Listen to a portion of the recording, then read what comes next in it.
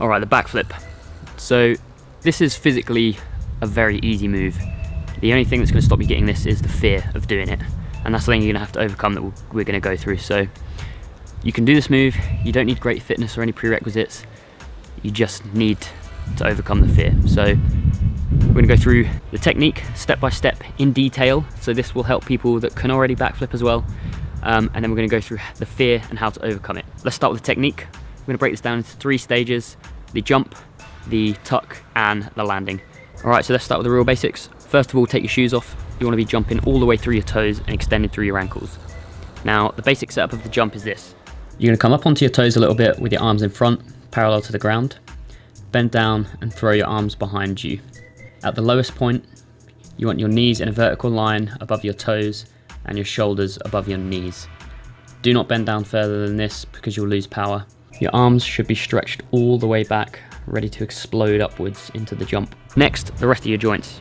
Your knees, hips, ankles are going to lock out on the jump. You want to get as much power as possible. A lot of people try and flip before they've locked out. Don't do that. So practice that a few times. You'll notice the difference between practicing this jump and the actual backflip is the angle I lean at. Because you throw your arms so hard, that's going to initiate some backwards momentum. So when you do the jump, you'll be leaning forward slightly. When you actually do the backflip, when you take off, you'll be leant back slightly. Now, the most important thing about the jump is your arms. So if there's one thing you do to get a backflip, do this and you'll land it. And that is throw your arms as hard and fast as possible and feel a stretch in your shoulders. So what I mean by that is your arms are going to come up here and stretch. Now, the harder and faster you can throw your arms and feel that stretch, the higher your backflip's going to go and the more whip you're going to initiate into the tuck, which is going to mean you flip really quickly and easily. The last thing to cover in the jump is the head position. So keep a neutral head position, look up a little bit at a point if you want. Do not throw your head back because that's going to initiate your shoulders going downwards and that's going to send you down to the floor. Okay, that's the end of the jump section. Let's do a quick recap. You're going to start up on your toes, arms in front, bend down, arms come behind you, stretched out, ready to fire off.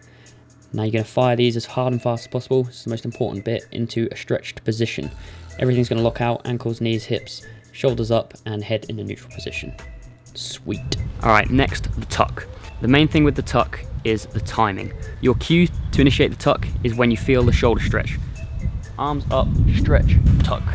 So it's almost like stretch, tuck, that kind of timing. Now, a problem people have with the tuck is they do it too early, and what happens is their arms will come up and then they'll start to tuck here, they'll start to flip, and that will initiate the shoulders going backwards, and their arms will never catch up and hit the stretch. So if your shoulders are moving here early, you will flip here. Here's an example. See, that's low, but you can still land it even with bad technique because this move's easy.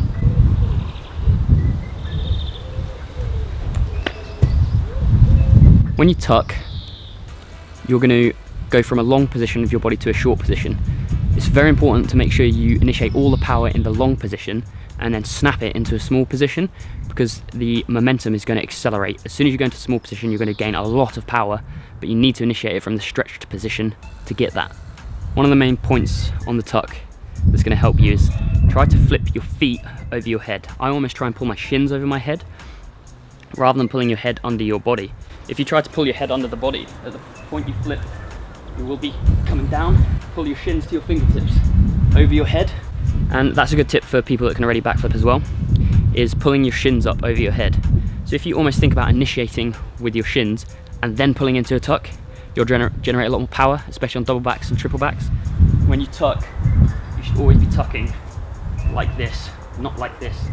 That doesn't generate any rotational momentum, whereas this does. So up, tuck over. So during a back tuck, there's a few ways to tuck. You can put your hands in front on your knees, or behind, or just not at all. You don't really need to pull your knees round in a standing back tuck because you don't need to generate that much power. If you feel like you don't have the ab power to pull your legs up, you can tuck behind.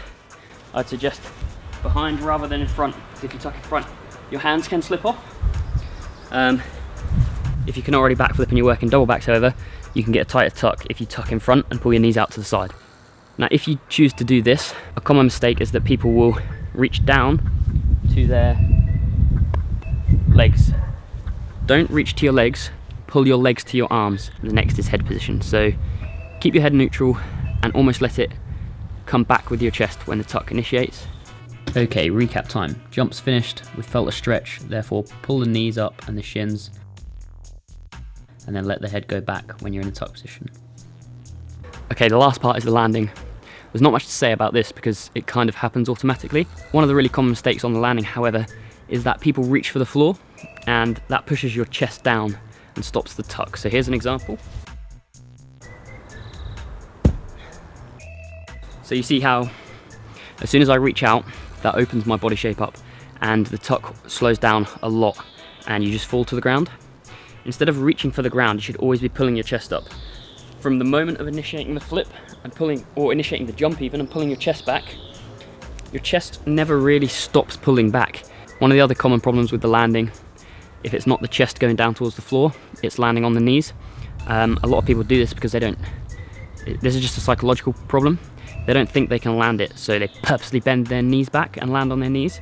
If that happens, you need to concentrate on keeping your eyes open, and as you see the floor, pull your feet in to land rather than just dropping to hit. Pull your feet in and pull your chest up. So that's the technique, guys. I hope that was useful. I tried to be as thorough as possible. A final little recap here. Arms back, fire them up as fast as possible. That's the most important thing, is to fire those arms and feel that stretch. Let the tuck happen after the stretch, come around to land. Never give up pulling, always pull your chest and knees around for the backflip until you land. And finally, we're going to talk about the fear with this move, because this is the biggest barrier to learning it. And unfortunately, these are going to be some demons you're going to have to fight yourself. So there's not really a hard and fast way you can get over the fear, but there are some ways you can get used to going backwards at least. The first one is just to jump backwards onto a mat or into a foam pit. Try to initiate the big arm position so that it gives you some backwards momentum and initiates a bit of a flip so you land on your back.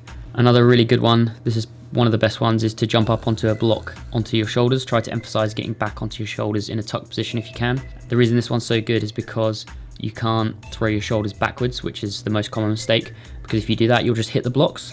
You have to go upwards with this one to get on top of the blocks. If you can get a slanted block, that's also really good because you can initiate a backwards roll down that, which will simulate a backflip somewhat.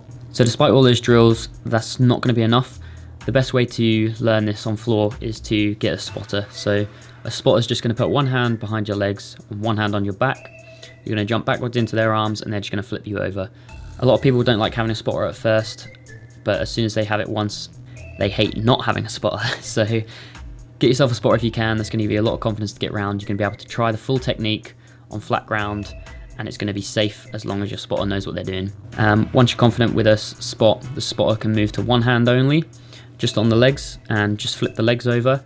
If they need to step in, if you're going to fall, they can.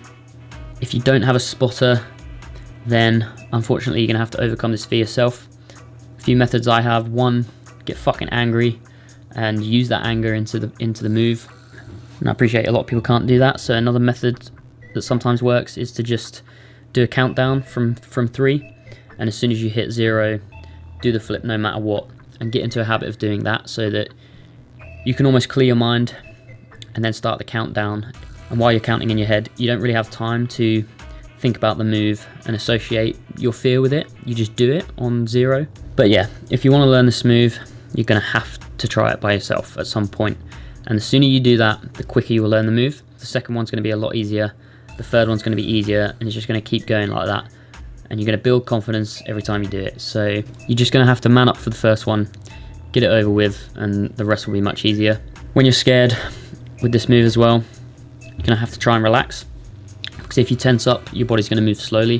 You need to relax as much as possible up to the point of initiating the tuck. So the jump is relaxed so that you can move your arms as fast as possible. Although you're scared, try not to tense up out of fear, because that's going to hinder your technique. So yeah, that's it, guys. I hope that was helpful. If you have any questions about technical problems you have, put them in the comments and I'll reply. I read them all. Let me know what other tricks you want to see tutorials for. I'm going to try and make 5 this week, and then increase the difficulty sort of weekly or monthly with a tutorial. So let me know if there's anything you want to see and I'll make one. So yeah, good luck and go learn a backflip.